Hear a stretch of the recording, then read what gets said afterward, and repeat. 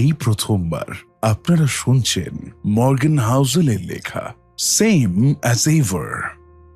মূল ধারণা 1, risk is what you don't see. ঝুঁকি হলো সেটাই যেটা আপনি দেখতে পান না। ধরুন আপনি একটা রাস্তা দিয়ে হাঁটছেন, এক পাশে ধীরে ধীরে চলা রিক্সা, অন্য পাশে সজোরে আসা একটা বাস। আপনি চোখে দেখছেন বাসটা বিপজ্জনক, তাই একটু সরে দাঁড়ালেন, কিন্তু হঠাৎ পেছন থেকে একটা সাইলেন্ট স্কুটার এসে ধাক্কা মেরে দিল আপনাকে, যেটার কোনো শব্দই আপনি শোনেননি। এই যে ঘটনাটা, এটাই হচ্ছে আসল ঝুঁকি, যেটা আপনি দেখেননি, আন্দাজও করেননি। হাউজেলের মতে আমাদের জীবনের সবচেয়ে বড় ঝুঁকি হলো সেই ঘটনাগুলো যেগুলো আমাদের চোখের আড়ালে থাকে। আমরা অনেক হিসাব করি, পরিকল্পনা করি, কিন্তু ভবিষ্যৎ আসলে একরাশ অনিশ্চয়তা। আর এই অনিশ্চয়তার মধ্যেই বাসা বেঁধে থাকে সবচেয়ে ভয়ঙ্কর ঝুঁকিগুলো। আমরা ধরেই নিই ইতিহাস আমাদের ভবিষ্যতের পথ দেখাবে, কিন্তু ইতিহাস যেমন ভাবে ঘটেছে ভবিষ্যৎ সেইভাবে ঘটবে না। কারণ ইতিহাস হচ্ছে অতীতের দেখা ঝুঁকির গল্প, আর ভবিষ্যৎ হবে অদেখা ঝুঁকির খেলা। যেমন ধরুন 2019 সালে কেউ কি ভাবতে পেরেছিল একটা ভাইরাস আসবে, পুরো পৃথিবী স্তব্ধ হয়ে যাবে, স্কুল কলেজ বন্ধ, প্লেন বন্ধ, মানুষ মাস্ক পরে ঘরে বন্দি থাকবে? না, কেউ ভাবতেও পারেনি। এটাই হচ্ছে ঝুঁকি। এটা সর্বদা বিস্ময়ের জন্ম দেয়, কারণ এটা দেখা যায় না, এটা নতুন রূপে নতুন রাস্তায় আসে।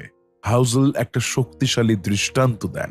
সেপ্টেম্বর 11, 2001 নিউ ইয়র্ক সিটির টুইন টাওয়ারে সন্ত্রাসী হামলা, হাজারো মানুষের মৃত্যু হলো, গোটা পৃথিবী স্তব্ধ হয়ে গেল। কিন্তু এর কিছুদিন পর ওয়াল স্ট্রিট আবারও ব্যবসা শুরু করলো, শেয়ার বাজার আবার ঘুরে দাঁড়ালো। অনেকে ভাবলো ঝুঁকি কেটে গেছে, কিন্তু না। সেই হামলার কয়েক মাস পরে এনরন নামের এক কোম্পানি দেউলিয়া হয়ে গেল, কারণ ভেতরের হিসাব গরমিল, প্রতারণা। কেউ ভাবেইনি এইরকম ভেতরের গোপন অর্থনৈতিক দুর্নীতি এমন ভয়ানক ধাক্কা দিতে পারে। আবার 2008 সালের গ্লোবাল ফিনান্সিয়াল ক্রাইসিস, সবার চোখ ছিল শেয়ার বাজারে, কিন্তু ভেতরে ভেতরে মর্টগেজ মার্কেটে ঝুঁকি জমে উঠছিল, যেটা আমরা দেখতেই পাইনি। ঝুঁকি তো সেইখানেই ছিল। আমরা যা জানি তা কখনো আমাদের ক্ষতি করে না, আমাদের ক্ষতিগ্রস্ত করে সেই অজানা অন্ধকার যা চোখে দেখা যায় না, হাতে ধরা যায় না, অথচ আঘাত আনে প্রবল শক্তিতে। ঠিক যেন রাস্তার মোড়ে হঠাৎ এক গাড়ি এসে পড়া, যার আসার খবর কেউই রাখেনি। তবে প্রশ্ন আসে, আমরা যদি ঝুঁকিকে দেখতে না পাই, তাহলে কিভাবে তা থেকে বাঁচব? হাউজেলের উত্তর দৃঢ় নম্রতা, অর্থাৎ এই বিশ্বাস রাখা আমি সব জানি না, ভবিষ্যৎ সম্পূর্ণ আমার নিয়ন্ত্রণে নেই। এই মনোভাবই মানুষকে বাঁচায়। যে মানুষ নিজের অজানা দিকটা স্বীকার করতে পারে, সে সব সময় প্রস্তুত থাকে, সে সাবধানী হয়, বিকল্প পথ খোঁজে, রিজার্ভ রাখে, আর নিজেকে সময়ের সঙ্গে মানিয়ে নেয়। আপনাকে যদি বলা হয় 1 বছরের মধ্যে বড় কোনো ঝড় আসবে, কিন্তু কবে আসবে বলা নেই, তাহলে আপনি কি করবেন? আপনি ছাদ ঠিক করবেন, জানালায় তালা দেবেন, জল মজুত করে রাখবেন, অর্থাৎ প্রস্তুতি নেবেন, কারণ আপনি জানেন না ঝড় কবে আসবে, বাট ইউ নো ইট মাইট। এইভাবেই একজন চিন্তাশীল মানুষ ঝুঁকির মুখোমুখি হয়। সে বলে না এই তো সব ঠিক আছে, কিচ্ছু হবে না, বরং সে ভাবে যদি কিছু হয় তাহলে আমি কি করব? এটাই ভবিষ্যতের অদেখা ঝুঁকি থেকে বাঁচার কৌশল। এমনকি আমরা নিজেদের অতীতকে ভুলে যাই। মানুষ ভাবতে চায় এই ঘটনা তো আগেই ঘটেছে, এবারও হয়তো এমনই হবে, কিন্তু হাউজেল বলেন প্রতিবার ঝুঁকি নতুন ভাবে আসে। The biggest risk are always the things you didn't plan for. আমরা ধরেই নিই আমাদের ভবিষ্যৎ আগের মতোই হবে। এই ধারণাই আমাদের সবচেয়ে বড় শত্রু। ঝুঁকি আসলে জীবনের অংশ। আপনি ধনী হন, গরিব হন, ছাত্র হন বা ব্যবসায়ী, ঝুঁকি সবার জন্য সমানভাবে গোপন থাকে। কিন্তু যারা সবচেয়ে সচেতনভাবে এই অজানা ঝুঁকি নিয়ে ভাবে, তারাই বাঁচে এবং বাড়ে। হাউজেল বলছেন, risk is not in the models, it is in the minds. অর্থাৎ ঝুঁকি কোনো হিসাবের ছকে থাকে না, এটা থাকে আমাদের ধারণায়, দৃষ্টিভঙ্গিতে। একজন সফল বিনিয়োগকারী বা উদ্যোক্তা কখনো বলে না আমি জানি আগামী বছর কি হবে। সে বলে আমি জানি না কি হবে, তাই আমি আমার প্রস্তুতি এমন রাখবো যে যে কোনো পরিস্থিতিতে টিকে থাকতে পারে। ঠিক যেমন একজন নাবিক, সে কখনোই বলে না এই সমুদ্র সবসময় শান্ত থাকবে, বরং সে প্রস্তুতি নেয় ঝড় এলে পাল তুলবে না নোঙর ফেলবে। এই মানসিক নম্রতা, এই ধারণাই জীবনের সত্যিকারের বুদ্ধিমত্তা। অজানা জিনিসটাই জীবনের সবচেয়ে বড় শত্রু হতে পারে। তাই বেশি বেশি করে ভবিষ্যৎ ভাবনা নয়, বরং ভবিষ্যৎ প্রস্তুতি হওয়া উচিত আমাদের অভ্যাস। মূল ধারণা 2, বেস্ট স্টোরি উইন্স। সেরা গল্পটাই জেতে। এই পৃথিবীতে অনেক সময় সত্য বা যুক্তি নয়, গল্পই হয় সবচেয়ে শক্তিশালী অস্ত্র। আর এই অধ্যায়ে হাউজেল এক দারুণভাবে দেখিয়েছেন কিভাবে গল্প মানুষকে চালিত করে এবং কেন সবচেয়ে বিশ্বাসযোগ্য গল্পটাই সবচেয়ে বেশি জয়ী হয়। ধরুন আপনাকে কেউ একটা তথ্য দিল, এই কোম্পানির শেয়ার আগামী বছর 20% হারে বাড়বে। আর কেউ এসে বলল এই কোম্পানির ফাউন্ডার একসময় রাস্তায় ঘুমোতো, তারপর রাত দিন পরিশ্রম করে আজ কোটি টাকার ব্যবসা গড়ে তুলেছে। তার দৃষ্টি আজও অগ্নিদীপ্ত। এই কোম্পানি ভবিষ্যতে কেবল আস্থা দেবে না, দেবে 1000 গুণ রিটার্ন। আপনি কোন কথায় বেশি বিশ্বাস করবেন, তথ্যে নাকি গল্পে? মর্গান হাউজেল বলেন, আমরা মানুষ, তাই আমরা গল্প ভালোবাসি। তথ্য আমাদের বোঝায়, কিন্তু গল্প আমাদের আন্দোলিত করে। 1999 সালের কথা। ইন্টারনেট তখন নতুন, আর মানুষ দলে দলে ছুটছে .com কোম্পানির শেয়ারে বিনিয়োগ করতে। একটা কোম্পানি যার নামও কেউ ঠিক মতো জানে না, ওয়েবসাইটের নামের সঙ্গে শুধু .com জুড়ে দিল, আর তাতে তার শেয়ারের দাম একদিনেই 300% বেড়ে গেল। কারণ গল্প। মানুষ ভাবল এই কোম্পানি ভবিষ্যতের রাজা হবে, কারণ ইন্টারনেট আসছে। অথচ সে কোম্পানির ব্যবসায়িক কোনো আয় নেই, লাভ তো দূরের কথা। কিন্তু তারা হার মানল না, কারণ তাদের গল্প ছিল, আর এই গল্পেই মানুষ বিনিয়োগ করল। অবশ্য এই গল্প সবসময় মধুর হলো না। 2008 সালের ফিনান্সিয়াল ক্রাইসিসের সময়ও বড় বড় ব্যাংক আর ইনভেস্টমেন্ট ফার্ম মানুষকে একটাই গল্প শোনাচ্ছিল, এই হাউজিং মার্কেট কখনো ভাঙবে না, এটা তো সেফ অ্যাজ বন্ড। এমন গল্পে মানুষ বিশ্বাস করল। বাস্তব ছিল ভয়ঙ্কর, আর এই ভুল গল্পের জন্য লক্ষ লক্ষ মানুষ তাদের ঘর হারালো, চাকরি হারালো, সঞ্চয় হারালো। তাহলে কি গল্পটা খারাপ ছিল? না, গল্প খারাপ নয়, কিন্তু যদি গল্প বাস্তবতা থেকে দূরে যায় তাহলে সে গল্প বিপজ্জনক হয়। মর্গান বলছেন, আমাদের মস্তিষ্ক এমনভাবে তৈরি হয় যে আমরা কারণ ও পরিণতির মধ্যে সংযোগ খুঁজে পাই গল্পের মাধ্যমে। আমরা গল্পে চিন্তা করি, গল্পে ব্যাখ্যা করি, এমনকি নিজেদের জীবনও গল্পে সাজিয়ে রাখি। কেউ যদি বলে আমি ধনী হয়েছি কারণ আমি কঠোর পরিশ্রম করেছি, আপনি সেটা সহজেই বিশ্বাস করেন। কিন্তু সে হয়তো ভাগ্যবান ছিল, সঠিক সময়ে সঠিক জায়গায় ছিল। এই পরিশ্রম গল্পটা সুন্দর, সহজে বিশ্বাসযোগ্য, তাই সেটাই জিতে যায়। হাউজেল বলছেন, গল্প যত সরল তত বেশি বিশ্বাসযোগ্য, আর যত বেশি বিশ্বাসযোগ্য তত বেশি লোক সেটাকে অনুসরণ করে। তাই তো রাজনীতিকরা সরল গল্প বলেন, আমরা আপনার সমস্যার সমাধান দেব। ব্যবসায়ীরা বলেন এই প্রোডাক্টটি আপনার জীবনকে বদলে দেবে। এবং মানুষ ভালো গল্প শুনলে সহজেই আকৃষ্ট হয়ে পড়বে, কারণ গল্প আমাদের স্বপ্ন দেখায়। স্টিভ জবস, তিনি শুধু বলতেন না আমার ফোনের 2 GB র্যাম আর 16 GB স্টোরেজ আছে, তিনি বলতেন আমরা এমন একটা যন্ত্র বানাচ্ছি যেটা আপনার পকেটে থাকবে, কিন্তু পুরো পৃথিবী আপনার আঙুলের স্পর্শে আসবে। এটাই গল্প, এটাই দর্শন, ফিলোসফি, এবং এই গল্পই মানুষকে অ্যাপেলের ভক্ত বানিয়ে রেখেছে। হাউজেল বারবার বলেন, মানুষ যুক্তি দিয়ে সিদ্ধান্ত নেয় না, মানুষ গল্প দিয়ে সিদ্ধান্ত নেয়। একজন বিনিয়োগকারী যখন শেয়ার কেনে, সে ভাবছে এই কোম্পানি একদিন বিশাল কিছু করবে। সে আসলে কিনছে একটা গল্প, একটা স্বপ্ন, একটা আশা। এবং সেই গল্প যত বেশি বাস্তবসম্মত, যত বেশি আবেগী ততই মানুষ তার পেছনে নিজের টাকা, সময়, মনোযোগ ঢেলে দেয়। তাই আপনার প্রতিদিনের জীবনে, খবরের কাগজে, সোশ্যাল মিডিয়ায়, এমনকি আপনার আশেপাশের মানুষদের কথায় সবসময় গল্প খোঁজো এবং সেই গল্পের পেছনের সত্যিটাও বোঝার চেষ্টা করো। গল্প শুনে মুগ্ধ হও, কিন্তু চোখ বন্ধ করে বিশ্বাস করো না। আপনি যদি সফল ব্যবসায়ী হতে চান, বা একজন ভালো শিক্ষক, একজন নেতা, একজন বিনিয়োগকারী, তাহলে আপনার কাছে ভালো গল্প বলার ক্ষমতা থাকা অবশ্যই দরকার। কিন্তু সেই গল্পের ভেতরে থাকতে হবে সত্য। কেন? কারণ মানুষ গল্পের টানে আসে, কিন্তু সত্য না থাকলে তারা একদিন চলে যায়। সত্য যখন গল্পের রূপ পায়, তখনই সে সবচেয়ে বেশি শক্তিশালী হয়।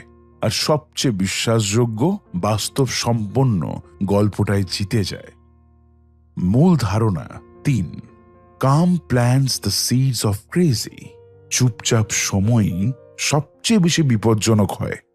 যে সময়টা আপনি সবচেয়ে নিরাপদ মনে করেন, সেই সময়ই ভবিষ্যতের সবচেয়ে বড় ঝুঁকির সূচনা হয়। ভাবুন তো একবার, ব্যাংকে সুদের হার কম, বাজার স্থির, সবার মুখে হাসি, কোনো যুদ্ধ নেই, অর্থনীতি এগোচ্ছে ধীর অথচ ধারাবাহিক গতিতে। এই সময়টাই সবচেয়ে শান্ত, সবকিছু ঠিকঠাক চলছে, লাইফ ইজ গুড। কিন্তু হাউজেল বলেন, এমনই শান্ত সময়ে মানুষ ভুলে যায় আগুন কতটা পুড়ায়, ভুলে যায় ঝড় আসার আগে সবকিছু কেমন নীরব থাকে। মানুষ যে কোনো রিস্ক ভুলে যায় যখন সেটা আর তার সামনে নেই। ধরা যাক কয়েক বছর ধরে বাজারে মন্দা হয়নি, লোকেরা তখন বলে, মার্কেট তো বেশ মজবুত এখন, বাবা আমি এবার বড় ইনভেস্টমেন্ট করব। রিস্ক ওসব আগের যুগের কথা। এই আত্মবিশ্বাসী তৈরি করে হয়তো পরবর্তী ধ্বংসের ভিত্তি। হাউজেল বলেন, when everything feels safe, people start taking risk they would never dare to take when things felt dangerous। 2008 সালের সেই মহামন্দার কথা মনে আছে তো? তার আগে প্রায় 1 দশক ধরে মার্কেট ছিল স্থিতিশীল। সাবপ্রাইম মর্টগেজ, লিভারেজড ইনভেস্টমেন্ট সব হচ্ছিল একেবারে শান্ত পরিবেশে। লোকে ভাবছিল ঘরবাড়ির দাম তো আর কমবে না। আর তখনই আসলো ভয়ঙ্কর সেই ধস। ব্যাংক, ইনভেস্টর, সাধারণ মানুষ সবাই লুট হয়ে গেল। আর এই সবকিছুর বীজ রোপণ হয়েছিল সেই শান্ত সময়ে। এই ঘটনাগুলো শুধু অর্থনীতিতে নয়, আমাদের ব্যক্তিগত জীবনেও প্রতিফলিত হয়। আপনার যদি 5 বছর কোনো অসুখ না হয়, তবে আপনি ভাবতে শুরু করেন, আমার তো অসুখ হয় না, ব্যায়াম না করলেও চলবে। এই আত্মতুষ্টি, এই নিরাপত্তার অনুভূতি পরে একদিন বিপদের কারণ হয়। কারণ মানুষ রিস্কের কথা শুধুমাত্র তখনই ভাবে যখন রিস্ক চোখে পড়ে, আর চোখে না পড়লে রিস্ককে অস্বীকার করে। একজন বিনিয়োগকারী ধরুন গত কয়েক বছর লাভেই আছে, সে তখন ভাবে আমি তো গেমটা বুঝে গেছি। সে আরো বেশি টাকা ঢালে, আরো বেশি রিস্ক নেয়, আর তখনই ছোট একটা ঘটনায় সব ওলটপালট করে দেয়। শান্তির সময়ে শুরু হয় এমন রূপকথা যার পরিণতি হয় এক আচমকা দুঃস্বপ্নে। হাউজেল বলেন, people forget the pain faster than they expect. যখন যুদ্ধ হয়, দুর্ভিক্ষ হয়, মানুষ বলে এবার আমরা শিখে গেলাম। কিন্তু মাত্র 5-10 বছর পরেই আমরা আবার ভুলে যাই। আমরা ভাবি এমন কিছু আর হবে না। আমরা ইতিহাসকে দেখি যেন সে শুধুই গল্প, কিন্তু ইতিহাস বারবার ফিরে আসে। বদলে যায় শুধু নাম আর চেহারা। শুধু অর্থনীতি নয়, রাজনীতিতেও তাই ঘটে। যখন দীর্ঘদিন শান্তি থাকে, তখন মানুষ ভাবতে থাকে আর যুদ্ধ হবে না। সরকারের বাজেট চলে অপ্রয়োজনীয় খাতে, সেনা শক্তি হ্রাস পায়, আর তখনই এক নতুন শত্রু দরজায় কড়া নাড়ে। শান্ত সময় লোককে দুর্বল করে, এবং দুর্বলতা হলো সবচেয়ে বড় আহ্বান ধ্বংসের। Don't be fooled by calm, use calm to prepare for crazy. মানে শান্ত সময়কে উপভোগ করো, কিন্তু ব্যবহার করো প্রস্তুতির জন্য। একজন জ্ঞানী বিনিয়োগকারী শান্ত বাজারে রিস্ক কমায়। একজন সচেতন নাগরিক চুপচাপ সময়ে সিস্টেম মজবুত করে। একটা বিখ্যাত প্রবাদ আছে, hard Times create strong man, Strong men create good times. Good times create weak men. Weak men creates hard times. এই চক্রটাই চলতে থাকে। আমরা যতই উন্নত হই ততই আমরা ঝুঁকি নিতে চাই, আর সেই ঝুঁকিই একদিন আমাদের পতনের কারণ হয়। আমরা যে শান্তি দেখি চারপাশে তা আসলে স্থায়ী নয়, বরং এক মুহূর্তের মায়া। আপনার জীবনও যদি এখন সবকিছু ঠিকঠাক চলে, তবে এই সময়টা নিরাপদ ভাবার চেয়ে সচেতন হয়ে কাজ করাই শ্রেয়। কারণ পরবর্তী ধাক্কা কখন আসবে কেউ জানে না। শান্ত সময়ে জন্ম নেয় পাগলামি। আমাদের শিখতে হবে, যখন সবকিছু ঠিকঠাক চলছে তখনই ভাবো এখন কি ভুল করছি। যখন ঝুঁকি কম মনে হয় তখনই জিজ্ঞাসা করো আমি কি রিস্ক নিচ্ছি না বুঝে। যখন শান্ত সময় আসে তখন প্রস্তুত হও আগামী ঝড়ের জন্য। মূল ধারণা 4, এক্সপেকটেশনস অ্যান্ড রিয়ালিটি, প্রত্যাশা এবং বাস্তবতা। আশা আর বাস্তবতার ফারাকই আসলে আমাদের আনন্দ, হতাশা, ভয় আর তৃপ্তির মূল উৎস। ধরুন আপনি এক অফিসে চাকরি পেয়েছেন। আপনার আশা ছিল মাসে 50,000 টাকা, কিন্তু যখন অফার লেটারে দেখলেন 70,000, তখন তো আপনি আনন্দে আত্মহারা। কিন্তু ঠিক 1 বছর পর আপনি সেই একই বেতনে হতাশ, কারণ এবার আপনার আশা বেড়ে গেছে 90,000-এ। অথচ আপনি তো আগের থেকেও ভালো আয় করছেন। এইখানেই এসে যায় হাউজেলের মূল বক্তব্য। It's not your conditions, it's your expectations that decide how you feel. Housel বলেন, মানুষের অনুভূতির মূল চালিকা শক্তি হচ্ছে প্রত্যাশা। আপনি যদি খুব খারাপ কিছুর প্রত্যাশা করেন আর শেষে মাঝারি কিছু পান, তাহলে সেটা হবে আপনার জন্য আনন্দ। আর যদি চমৎকার কিছু আশা করেন কিন্তু সেটি পূরণ না হয়, তাহলে হতাশা গ্রাস করে আপনাকে। এই মাইক্রো স্তরের সাইকোলজিক্যাল সত্যই আমাদের জীবনের প্রতিটি খণ্ডকে নিয়ন্ত্রণ করে। চলুন এক নজর দিই স্টক মার্কেটের দিকে। অনেক সময় কোনো কোম্পানির আয় পূর্বাভাস অনুযায়ী ভালোই হয়, তবুও তার স্টক পড়ে যায়। কেন? কারণ ইনভেস্টরদের প্রত্যাশা ছিল আরো বেশি। তারা ভেবেছিল কোম্পানিটি আকাশ ছুঁয়ে ফেলবে, কিন্তু সেটা যখন হয়নি তখন তারা হতাশ হয়। বাস্তব খারাপ না, প্রত্যাশাই বেশি ছিল। আমরা সবকিছু বিচার করি তুলনা দিয়ে। আপনার যদি পুরনো একটা ফোন থাকে আর আপনি নতুন আইফোন কেনেন, তখন আপনি খুশি। কিন্তু যদি আপনার বন্ধুর ফোন হয় আইফোনের পরবর্তী মডেল, তখনই আপনি মনে মনে হেরে যান। হাউজেল বলেন, reality doesn't make us happy or sad, how it's compares to what we expected does. উইম্বলডনের একজন খেলোয়াড় যদি প্রথম রাউন্ডেই বাদ পড়ে, সে হয়তো হতাশ নয়, কারণ সে জানতো সে বড়জোর এইখান পর্যন্ত আসতে পারে। কিন্তু ফাইনালে হেরে যাওয়ার খেলোয়াড়, যার প্রত্যাশা ছিল জেতার, সে হয় চূড়ান্ত ভাঙনের শিকার। এটাই প্রত্যাশা বনাম বাস্তবতার সংঘর্ষ। মানুষ যত ধনী হয় তার প্রত্যাশাও বাড়ে।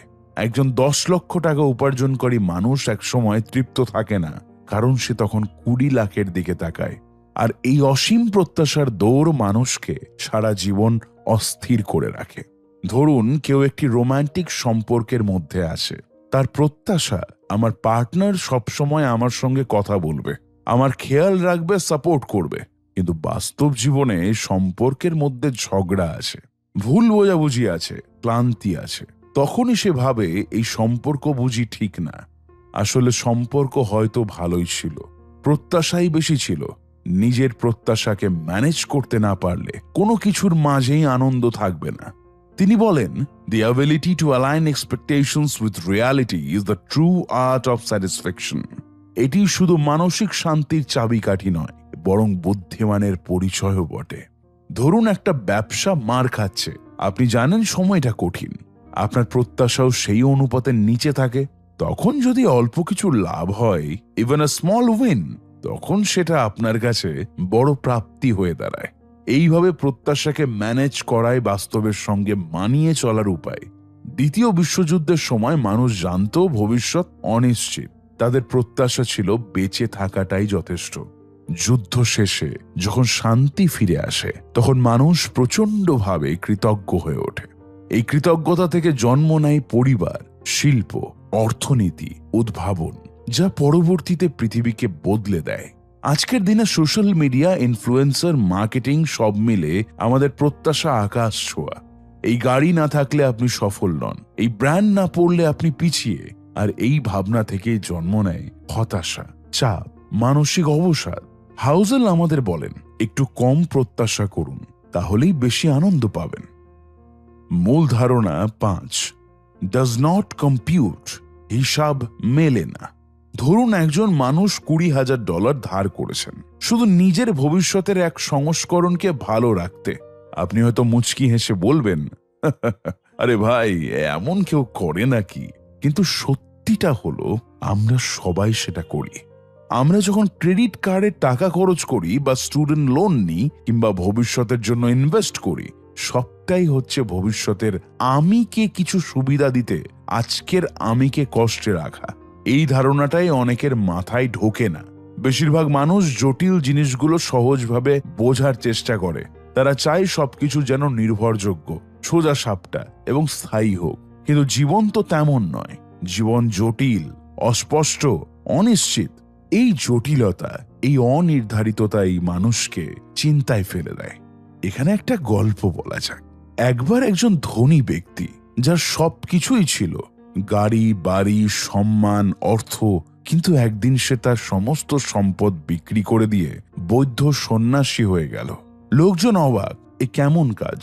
সবাই বলল, এটা নিশ্চয়ই কোনো মানসিক সমস্যা। কারণ আমাদের মস্তিষ্ক বলে, যার আছে সে আরো চায়, কিন্তু কেউ যদি উল্টোটা করে সেটা মেলাতে পারি না। আমরা প্রতিনিয়ত তথ্যের মধ্যে বসবাস করছি, নিউজ, সোশ্যাল মিডিয়া, রিপোর্ট, বিশ্লেষণ। কিন্তু হাউজেল বলেন, সব তথ্য যুক্তিবোধে রূপান্তরিত হয় না, কারণ আমরা প্রতিটা তথ্যকে দেখি আমাদের অভিজ্ঞতা আর বিশ্বাসের চশমা দিয়ে। একজন কৃষক যে তার জীবন কাটিয়েছে জমিতে, সে হয়তো জলবায়ু পরিবর্তনকে অস্বীকার করবে, কারণ সে প্রতিদিন প্রকৃতির সঙ্গে কাজ করে। তার বিশ্বাস, আবহাওয়া এমনই, বর্ষা খরা আসে যায়। অথচ একজন বিজ্ঞানী বলবে, ডেটা দেখো, পৃথিবী গরম হচ্ছে। এখনো ডেটা এবং অভিজ্ঞতা দুইয়ের দ্বন্দ্ব। এটাই সেই জায়গা যেখানে মানুষ বলে, ভাই, এটা মাথায় ঢুকছে না। হাউজেল একটা দারুণ দৃষ্টান্ত দেন। যখন কোনো কোটিপতি কোটি কোটি টাকা দান করে, আমরা ঠোঁট বাঁকিয়ে বলি, ওদের তো এত আছে, একটু দিলে কি বা ক্ষতি হলো? কিন্তু এবার নিজেকে ভাবুন, আপনার হাতে আছে মাত্র 1,000 টাকা। তার মধ্যে থেকে আপনি যদি 10 টাকা দান করেন, তবে গর্ব ভরে মনে মনে বলেন, আমার তো খুব কম টাকা আছে, তারপরও আমি দিলাম। এখানেই লুকিয়ে আছে এক আশ্চর্য সত্য। যদি টাকার অনুপাতে হিসাব করি, তাহলে দেখা যায় আমরা নিজেরা ধনীদের তুলনায় আসলে অনেক কম দান করি, তবু নিজেদের ছোট দানকে বড় করে দেখি। আমরা টাকার অঙ্ক দিয়ে নয়, বরং দৃষ্টিভঙ্গি দিয়ে দানের বিচার করি, কারণ আমাদের দৃষ্টিভঙ্গি একদম ভিন্ন। আমরা ভাবি তারা শুধু লেনদেন করে, কোনো আত্মিক মানসিকতা নেই। আবার একটা উদাহরণ শুনুন। ধরুন আপনি এমন একজন মানুষকে চেনেন যিনি খুব বেশি দুঃখ পেলে হাসেন। আপনি ভাববেন, হাসছে কেন, এটা তো কাঁদার সময়। কিন্তু হয়তো ওই হাসির পেছনে আছে ইয়ার্স অফ ট্রমা, পেইন এবং সেই সব মোকাবিলার এক নিজস্ব কৌশল। সেটা আমাদের মাথায় ঢোকে না। Does not compute. হাউজেল বলছেন, এই কম্পিউট না করার মানসিকতা থেকেই আসে ভুল বোঝাবুঝি, অবিশ্বাস এবং অন্ধ যুক্তি। একজন বিনিয়োগকারী যখন বাজারে অস্বাভাবিক কিছু ঘটতে দেখে, যেমন কোনো কোম্পানির দাম হঠাৎ দ্বিগুণ হয়ে যায়, সে ভাবে এটা তো লজিক্যাল না।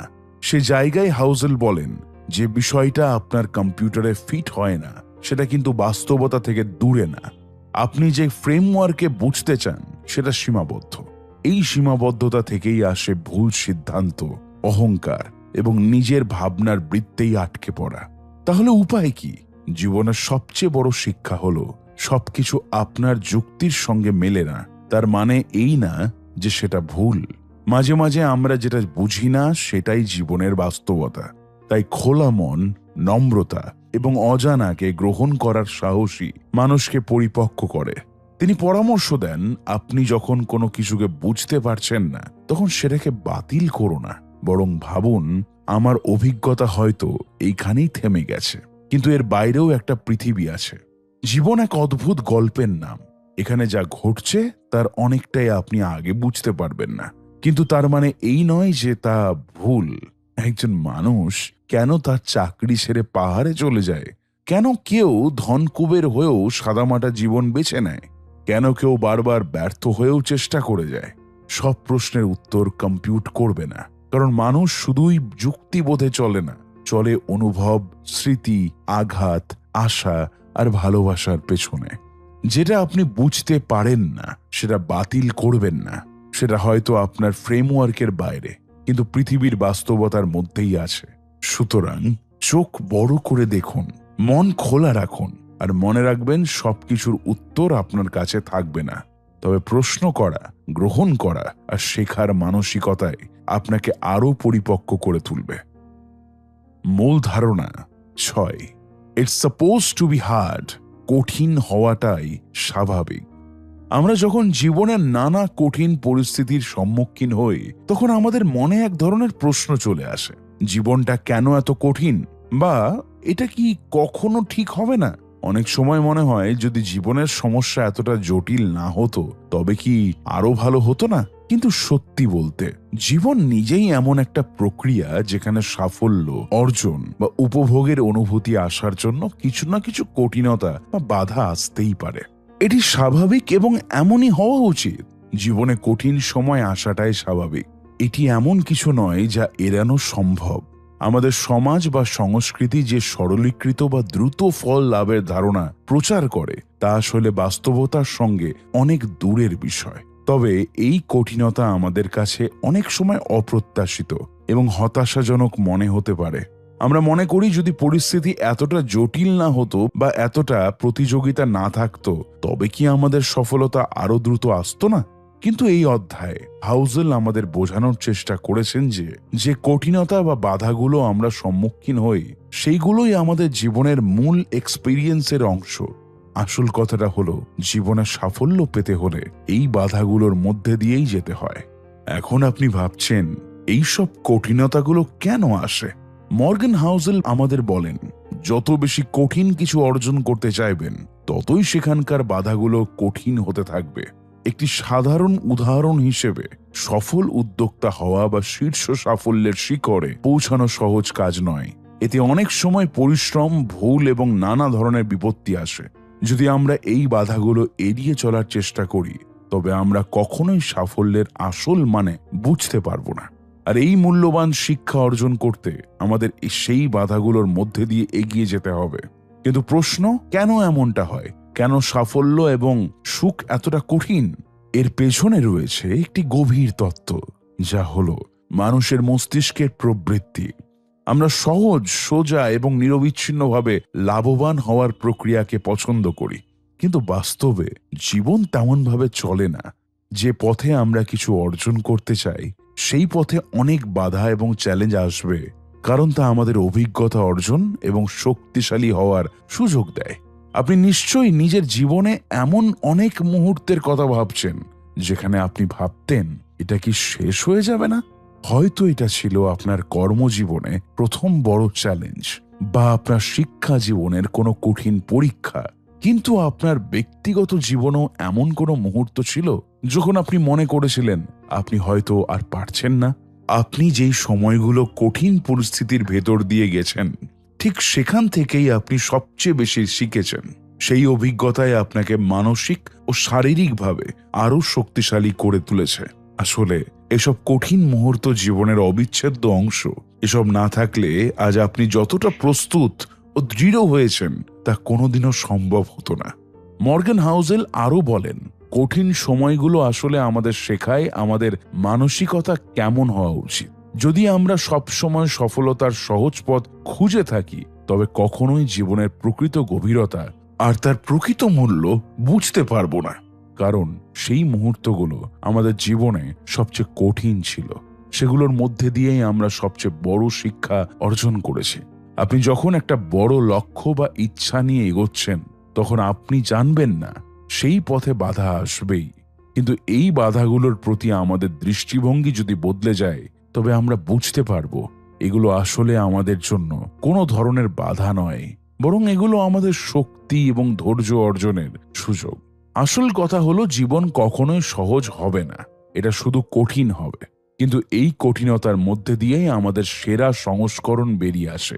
আপনি ভাবুন, পৃথিবীতে কোনো সফল মানুষ কি কোনোদিনও সহজ পথে পৌঁছেছেন? তারা সবাই তাদের জীবনের কঠিন সময়ে হাল ছাড়েননি, এবং সেই কঠিন সময়গুলোই তাদের আরো শক্তিশালী করছে।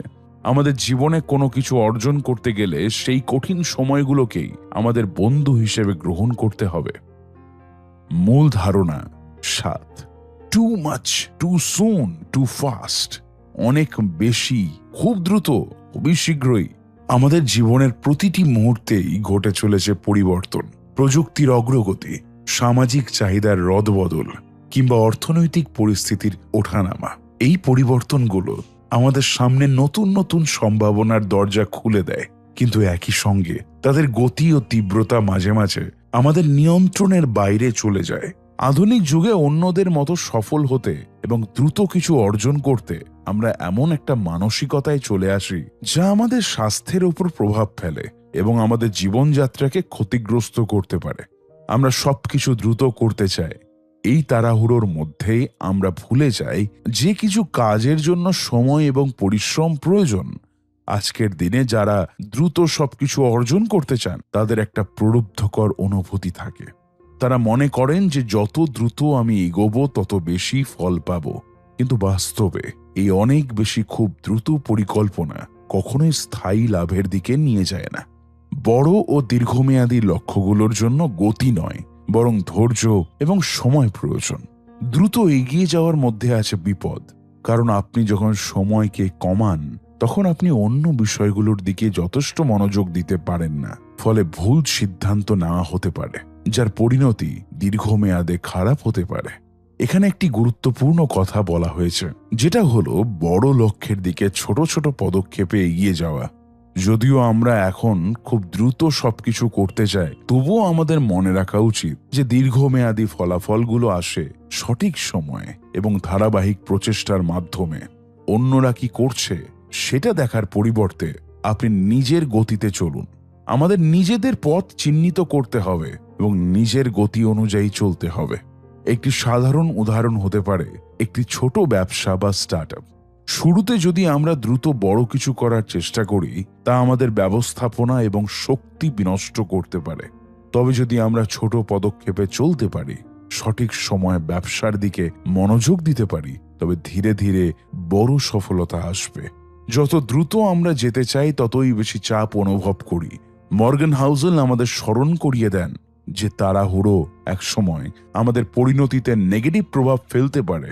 মনে রাখবেন, জীবনে একদিন যেমন ফল পাওয়া গুরুত্বপূর্ণ, তেমনি সেই ফলকে সতর্কভাবে সংগ্রহ করা আরো বেশি গুরুত্বপূর্ণ। তাড়াহুড়ো করার ফলে আমাদের মধ্যে যে মানসিক চাপ সৃষ্টি হয় তা আমাদের ক্ষমতার বাইরে চলে যেতে পারে এবং দীর্ঘমেয়াদে যে বিপদ তৈরি হবে তা থেকে কোনো শিখন পাওয়া সম্ভব হবে না। হাউসেল বলেন, সাফল্য আসবে, তবে সবার জন্য একভাবে নয়। অর্থাৎ সাফল্য একটাই হতে পারে, কিন্তু তার পদ্ধতি, গতি ও সব সময় সবার জন্য আলাদা। তাই অন্যদের গতি অনুযায়ী চলতে গিয়ে নিজের পথ হারানো উচিত নয়। প্রযুক্তির অগ্রগতি আমাদের জীবনের গতির সঙ্গে ব্যাপকভাবে সম্পর্কিত। আজকাল যখন আমরা কোনো কিছু করতে চাই, তখন সেগুলো প্রায়ই অনলাইন মাধ্যমে খুব দ্রুত হয়ে যায়। আমাদের হাতে স্মার্টফোন, দ্রুত ইন্টারনেট, অটোমেশন, এইসব আমাদের কাজ সহজ করে দিয়েছে। কিন্তু এখানে একটা বড় প্রশ্ন হলো, আমরা দ্রুততার সঙ্গে কি হারাচ্ছি? আধুনিক প্রযুক্তি দ্রুত ফলাফলের আশা দেয়, কিন্তু তা কি কখনো আমাদের শান্তি ও স্থিরতা এনে দেয়? হাউসেল বলছেন যে প্রযুক্তি আমাদের দ্রুত এগিয়ে নিয়ে যাচ্ছে, কিন্তু শান্তভাবে ভাবার সময় কোথায়? তার মতে দ্রুততার পাশাপাশি আমাদের কাছে দীর্ঘমেয়াদী চিন্তা ও পরিকল্পনার দরকার। আমরা আমাদের ব্যক্তিগত জীবনেও দ্রুত পরিবর্তন চাই, যেমন দ্রুত উন্নতি, দ্রুত সফলতা, দ্রুত সম্পর্কের স্থায়িত্ব। এই সব কিছুই আমাদের জীবনে তাড়াহুড়ো তৈরি করে। জীবন হলো এক প্রকার জার্নি, যেখানে আমরা কত দ্রুত পৌঁছতে পারি তার চেয়ে গুরুত্বপূর্ণ হলো কোথায় যাচ্ছি এবং কতটা শক্তভাবে হাঁটছি। এখানে হাউসেল আমাদের আরো স্মরণ করিয়ে দেন যে যত তাড়াতাড়ি আমরা জীবনে কিছু অর্জন করতে চাই, তত তাড়াতাড়ি সেই অর্জনের মান কমে যেতে পারে। উদাহরণস্বরূপ, এক রাতে কোনো সফলতা অর্জন করা কখনোই জীবনের দীর্ঘস্থায়ী সুখ বা পূর্ণতা নিয়ে আসবে না। তাই জীবনের পরিবর্তন ও উন্নতির প্রতি ধৈর্য ধরতে হবে। তবে সময়ের সাথে ধীর গতিতে চলার কিছু সুফলও রয়েছে। যখন আমরা ধীর গতিতে চলি তখন আমাদের জীবনের প্রতিটি বিষয় পর্যালোচনা করার সময় পাওয়া যায়। যে ধরনের দ্রুত সিদ্ধান্তগুলো পরবর্তী সময়ে ভুল প্রমাণিত হয় তা এই ধীর গতিতে চলার ফলে এড়িয়ে যেতে পারি। হাউজেল বিশ্বাস করতেন, যতটা ধীর গতি তত বেশি স্বাচ্ছন্দ্য ও শিখন। হাউজেলের সবচেয়ে বড় বার্তা হলো, ধীরে চলুন, কিন্তু চলুন। এগিয়ে যাওয়ার জন্য কোনো তাড়াহুড়োরই দরকার নেই। দীর্ঘমেয়াদী সফলতা আসে যখন আপনি ধৈর্য ও কঠোর পরিশ্রমের মাধ্যমে নিজের লক্ষ্যকে অনুসরণ করেন। মূল ধারণা ৮, ওয়াইল্ড নাম্বারস, অস্বাভাবিক সংখ্যার রহস্য। আমরা সংখ্যার সাথে প্রতিদিনই সম্পর্কিত। প্রতিটি সিদ্ধান্ত, প্রতিটি হিসাব এবং প্রতিটি সফলতা বা ব্যর্থতা নির্ভর করে কিছু নির্দিষ্ট সংখ্যার ওপর। কিন্তু যখন এই সংখ্যা প্রচুর পরিমাণে এবং অস্বাভাবিকভাবে বৃদ্ধি পায় তখন তাদের প্রভাবকে খোলসা করা সহজ নয়। ধরা যাক আমরা একটি ছোট গ্রামে বাস করি, যেখানে প্রতিটি মানুষ একে অপরকে চেনে। এখানে কোনো বড় ব্যবসা নেই, কোনো বিশ্বব্যাপী সংস্থা নেই, শুধুমাত্র কিছু ছোট ব্যবসা, কৃষি এবং স্থানীয় বাজার। একটি সাধারণ দিন, একটি সাধারণ গ্রাম যেখানে প্রতিটি ঘটনা একে অপরের সাথে যুক্ত। তবে এর মধ্যে একটি অস্বাভাবিক ঘটনা ঘটে। গ্রামের সবচেয়ে ধনী ব্যক্তি হঠাৎ করেই তার ব্যবসার মাধ্যমে বিপুল পরিমাণ অর্থ উপার্জন করে, যা সে কখনো কল্পনাও করেনি। এটি একটি উদাহরণ যে কিভাবে কখনো কখনো কোনো একমাত্র অস্বাভাবিক সংখ্যা বা ঘটনা একটি সম্পূর্ণ ব্যবস্থার মধ্যে বিশাল পরিবর্তন নিয়ে আসে।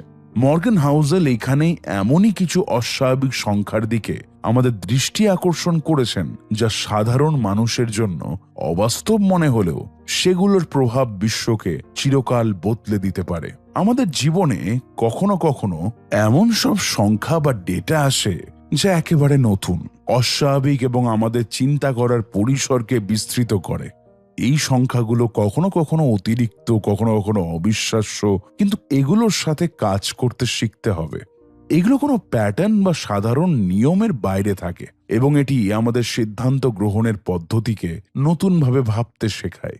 যেমন যে কোনো বিনিয়োগ বা বাজার পরিস্থিতি যদি আগের ইতিহাসের সাথে পুরোপুরি মিল না খায় তবে আমাদের জন্য ভবিষ্যৎ অনুমান করা কঠিন হয়ে পড়ে। অথচ এই অস্বাভাবিক সংখ্যা বা পরিস্থিতিগুলো কিছু সময়ের পর একে অপরের সাথে সম্পর্কিত হতে পারে এবং নতুন প্রবণতাও সৃষ্টি করতে পারে। হাউজেলের মতে আমাদের এই অস্বাভাবিকতার প্রতি আরো খোলামেলা মনোভাব থাকতে হবে।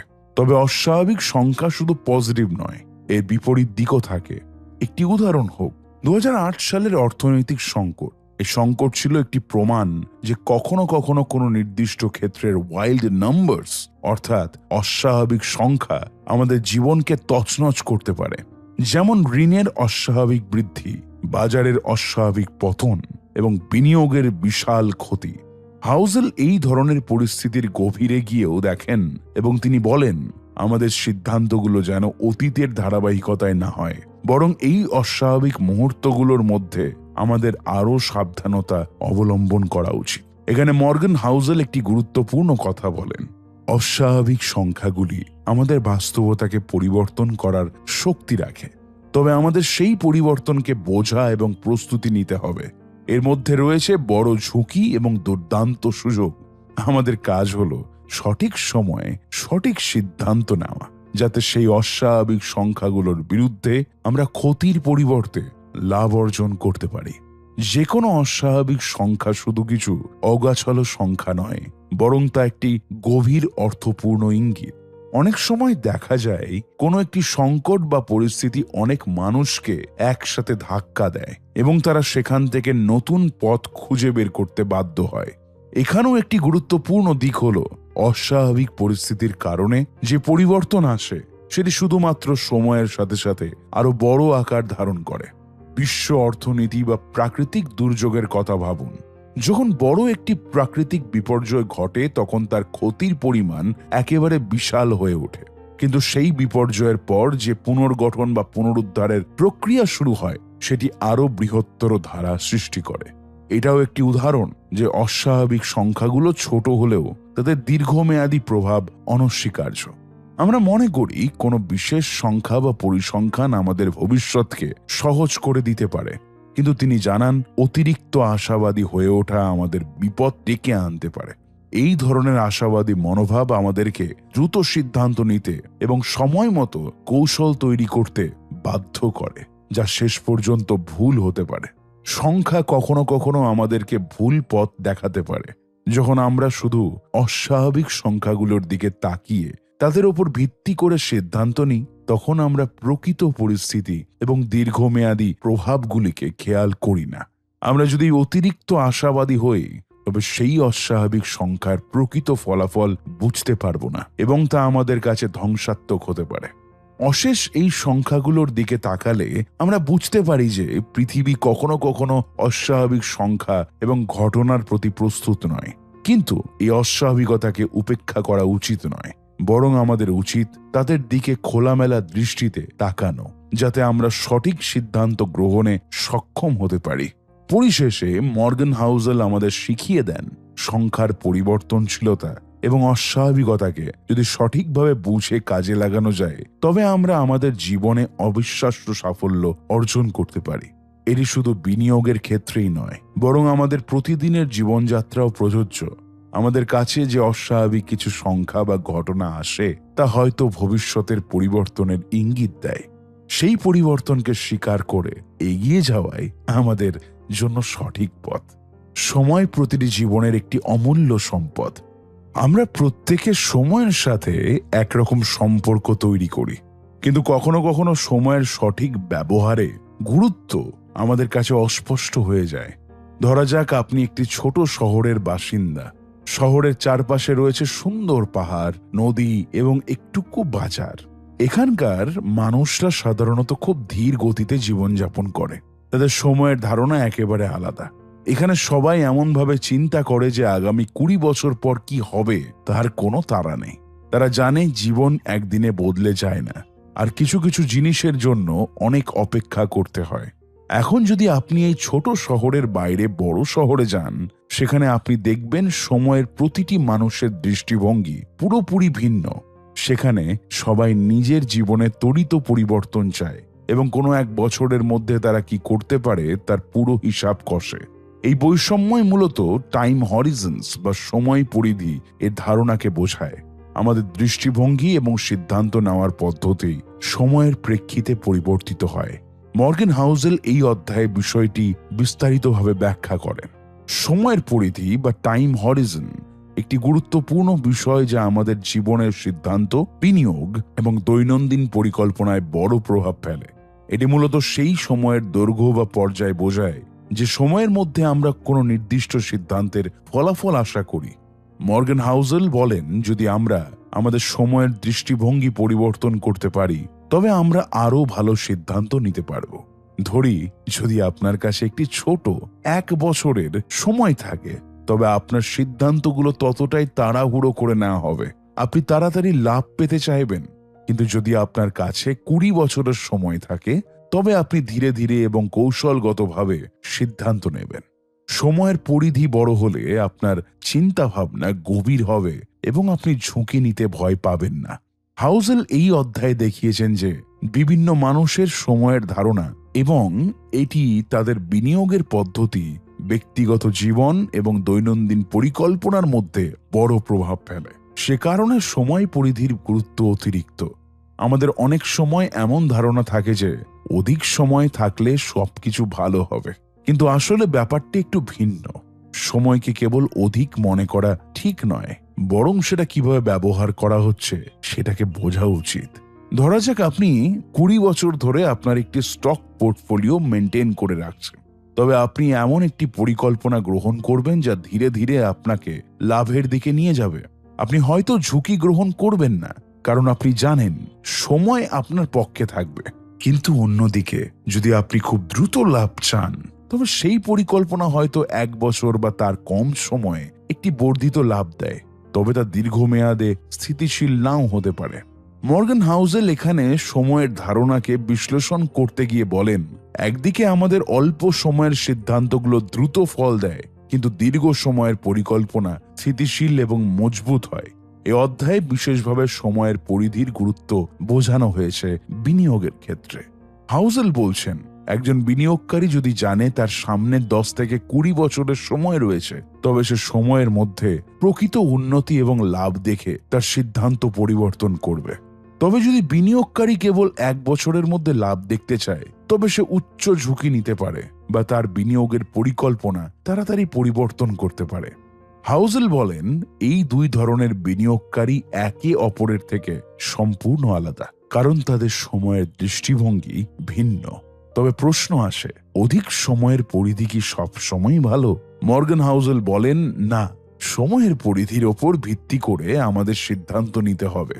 কখনো কখনো দীর্ঘ সময় ধরে কোনো বিনিয়োগ ঘাটতি দেখা দিতে পারে, আবার কখনো একটি ছোট সময়ের মধ্যে প্রকৃত লাভও সম্ভব। আজ পর্যন্ত এইখানেই সেম অ্যাজ এভার বইয়ের যাত্রা শেষ করতে করতে আমরা আসলে একটা সত্য বুঝতে পারলাম। ভবিষ্যৎ যতই অনিশ্চিত হোক না কেন, মানুষের আচরণ, লোভ, ভয়, হতাশা, আশা আর ভুলগুলো প্রায় একই রকম হয়ে থাকে। সমাজ বদলায়, প্রযুক্তি এগোয়, অর্থনীতি ওঠানামা করে, কিন্তু এই মৌলিক সত্যগুলো কখনো বদলায় না। আর সেই কারণেই যাদের হাতে এই সত্যগুলো ধরার ক্ষমতা রয়েছে, তারাই আগে ভাগে বুঝতে পারে কোন পথে হাঁটতে হবে, কোন ভুল এড়িয়ে চলতে হবে। ভাবুন তো, আমরা যদি বারবার একই ভুল না করি, যদি আমরা ইতিহাসের শিক্ষা থেকে শিখে আগামীর সিদ্ধান্ত নিই, সেম অ্যাজ এভার আমাদের সেই চশমা দেয় যেটা পড়ে আমরা বুঝতে পারি আসলে নতুন কিছু নয়, বরং একই জিনিস ভিন্ন আকারে বারবার আমাদের সামনে আসছে। তাই বলছি, ভবিষ্যৎ নিয়ে আতঙ্কিত না হয়ে এই বইয়ের শিক্ষা মনে রাখুন।